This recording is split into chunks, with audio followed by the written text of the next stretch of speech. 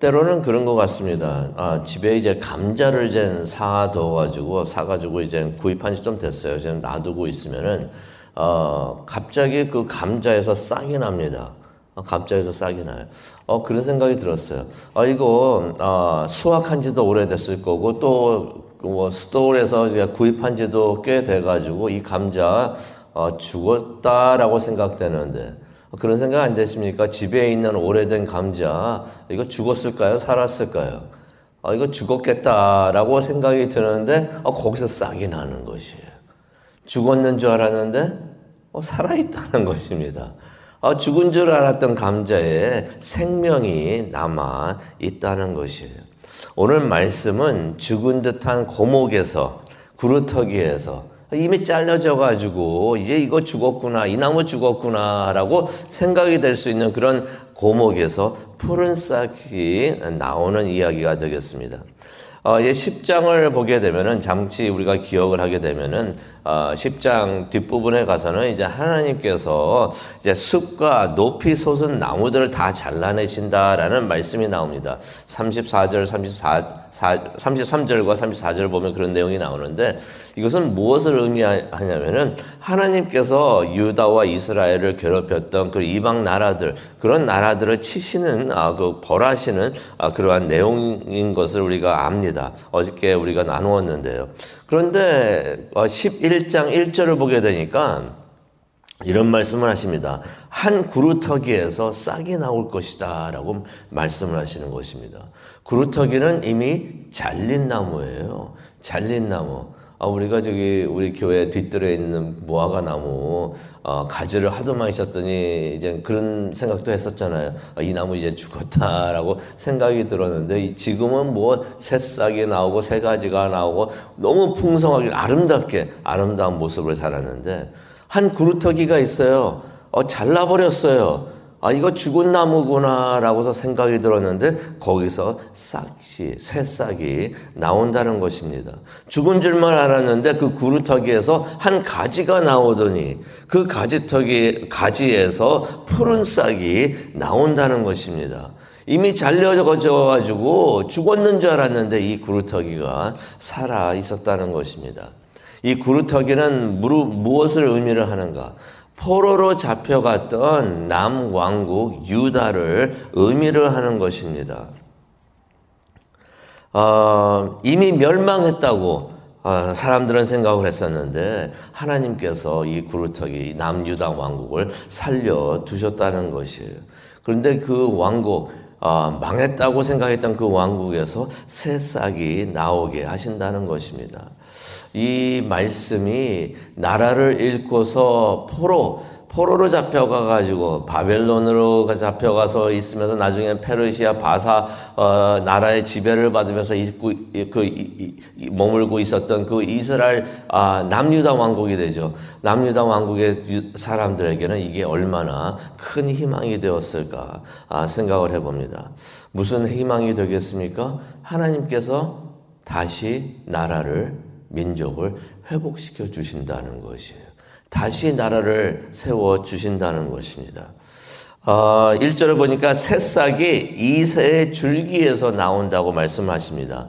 이새는 누굴까요? 이새는 다윗의 아버지를 말하고 있잖아요. 그러니 이게 무슨 말씀입니까? 새싹이 나오는데 이 새싹이 다윗의 가문에서 이 새싹이 나온다는 것입니다. 그 말을 들으니까 이전에 하나님이 하셨던 말씀, 하나님이 다윗에게 주셨던 그 약속이 생각이 납니다. 사무엘하 7장 16절을 보니까 내 집과 내 나라가, 지금 하나님께서 나단을 통해 가지고 다윗에게 주시는 말씀이에요. 내 집과 내 나라가 내 앞에서 영원히 보존되고 내 왕위가 영원히 견고하리라. 이제 망해가지고 바벨론에 포로로 잡혀가고 그래가지고 이제 다 끝난 줄 알았는데, 다윗의 왕자가 아직도 살아남아 있다는 것입니다. 생명이 있다는 것입니다. 하나님께서 이전에 나단을 통해 다윗에게 주셨던 그 약속, 유효기간이 끝나지 않았다는 것이 아직도 유효했다는 것입니다. 그 하나님께서 그때 하신 그 약속을 하나님께서 이루신다, 반드시 이루신다라고서 말씀을 해 주시는 것입니다. 어떻게 해요? 메시아가 나와서 왕으로 군림을 하는데 그가 다윗의 후손으로 나와서 다윗의 왕권을 이어갈 것이다 라고 말을 하는 것입니다. 이전에 하셨던 하나님의 말씀대로 그것이 그대로 이루어진다는 것입니다. 메시아가 나와가지고 많은 열매를 맺게 됩니다. 2절을 보게 되니까 여호와의 영이 그에게 머물 것이요. 이 말씀 들으니까 생각나는 말씀 없으십니까? 예수님께서 세례 받으신 후 물가에서 나오실 때, 요단강에서 나오실 때 그때 성령이 비둘기와 같이 예수님에게 강림했는데 그때 삼위일체 하나님께서 함께 하시는 그 장면을 우리가 보게 됩니다. 하나님 여호와의 영이라 했으니까 하나님이 함께 하셨던 것이 또 영이 함께 하시니까 성령님이 함께 하시고 그 영이 어디 위에 머물렀습니까? 성자 하나님 예수 그리스도에 임하셨던 것을 우리가 보게 되는데 그때 그 일 하나님께서 이사야를 통해서 미리 또 예언을 해주셨던 말씀이구나 하는 것을 우리가 보게 됩니다. 성령 하나님의 영이 예수님께 임하셔가지고 앞으로 그가 메시아로서 사역을 잘할 수 있도록 능력을 부어주신 것을 우리가 보게 됩니다. 그러한 성령 하나님의 영이 우리에게도 임하기를 원합니다. 하나님께서 우리에게 많은 능력 주실 줄로 믿습니다. 성령이여 나에게도 임하소서. 지금은 성령 세대라고 하는데 하나님께서 성령을 부어주신다고 그랬는데 하나님 나에게도 충분히 부어주시옵소서. 우리 가정에도 부어주시고 우리 교회에도 부어주시옵소서라고 기도하는 우리 모두가 되기를 원합니다.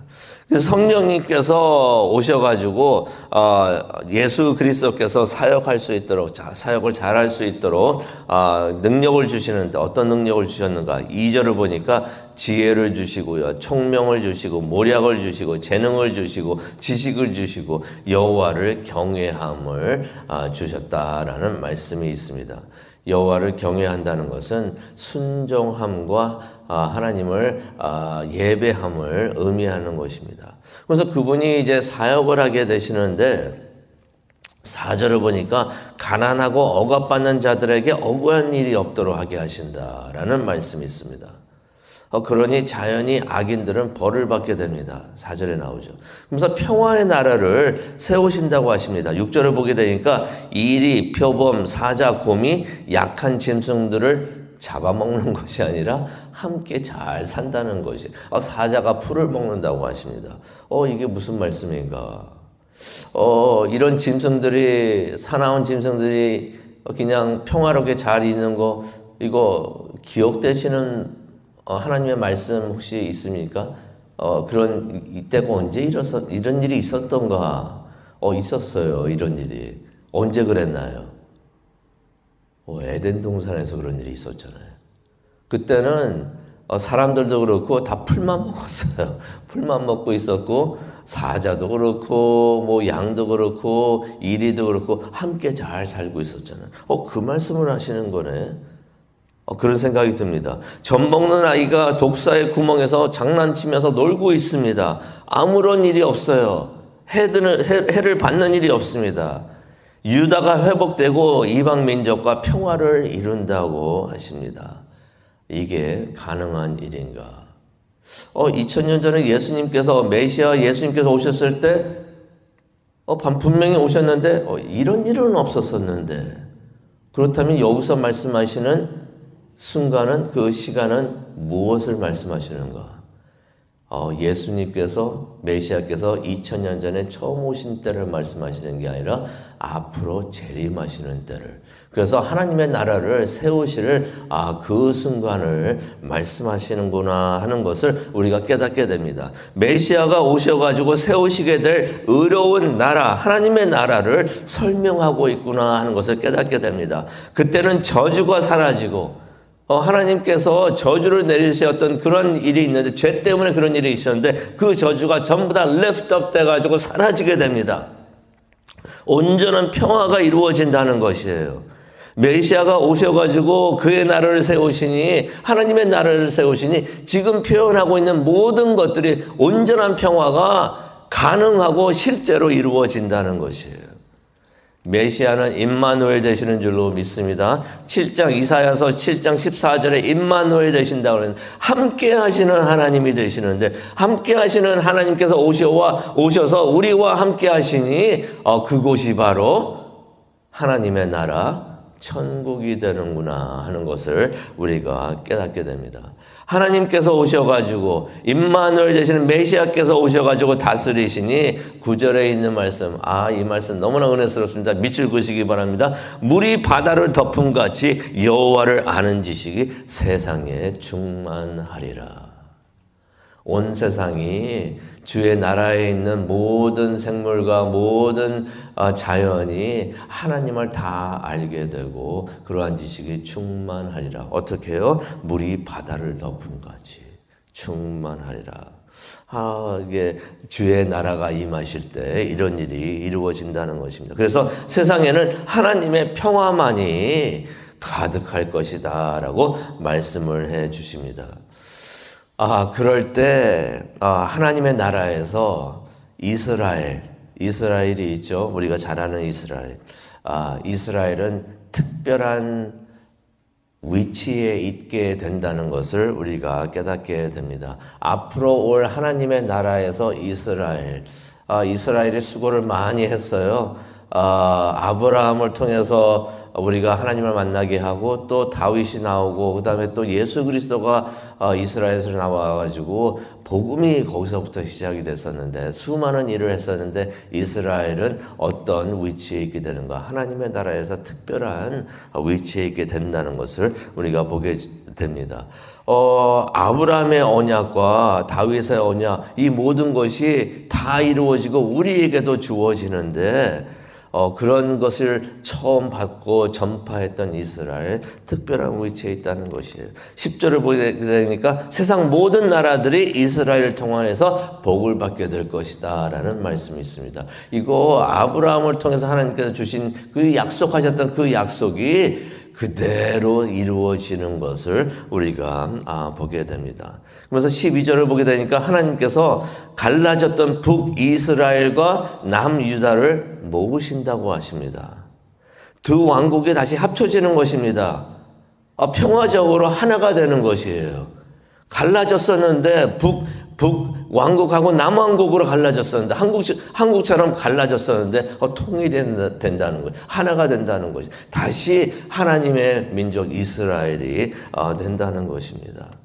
그러면서 이제 13절을 보게 되니까 이스라엘은 더 이상 유다를 질투하지 아니하고 유다는 이스라엘을 괴롭게 하지 않을 것이다 라는 말씀이 나옵니다. 그러면서 16절을 보게 되니까 출애굽 때와 같이 남아있는 백성들이 다 돌아올 것이다, 구원받게 될 것이다 라는 말씀이 나오는데, 이 말씀이 로마서 11장 25절에 나오는 말씀, 예언에 되는 말씀이 되는 것을 우리가 보게 됩니다. 출애굽을 해가지고 하나님께로 다 돌아오는 것이에요. 영적 출애굽이 다시 있을 것이다 라는 말씀이 있는 것입니다. 그러면서 이제 이사야서 12장의 말씀을 우리가 보고 말씀을 마치려고 하는데요. 이사야서 12장은 어떤 말씀이 되는가? 우리가 출애굽을 했던 이스라엘이 홍해를 건넌 후에 하나님께 올려드렸던 찬양이 있잖아요. 이게 이사야 12장이 바로 그 말씀이에요. 구원받았던 이스라엘의 백성들, 하나님의 백성들이 감사의 찬양, 승리의 찬양을 하나님께 올려드리는 모습이 바로 이사야서 12장이 되는 것입니다. 이전에 애굽에서 나올 때 이 찬양을 하나님께 올려드렸었는데, 하나님의 백성들이 이스라엘에 올려드렸는데, 또 포로 생활에서 돌아와가지고 예루살렘을 재건하면서 하나님께 감사하면서 올려드렸던 찬양이 바로 이 찬양이었는데, 이제 그들이 이 찬양을 다시 하나님을 향하여 부르게 될 것이라는 것입니다. 언제요? 그들이 다시 그들의 땅으로 돌아오게 될 때. 영원한 하나님의 나라, 주의 나라가 세워질 때 바로 이 찬양을, 똑같은 찬양을 부르게 된다는 것입니다. 메시아 예수님께서 온 세상을 평화와 번영으로 다스리시는 그 주의 나라가 임하실 때 이 찬양을 부르게 된다는 것입니다. 그들이 기뻐하면서 그들을 구원하신 하나님을 찬양을 합니다. 감사합니다.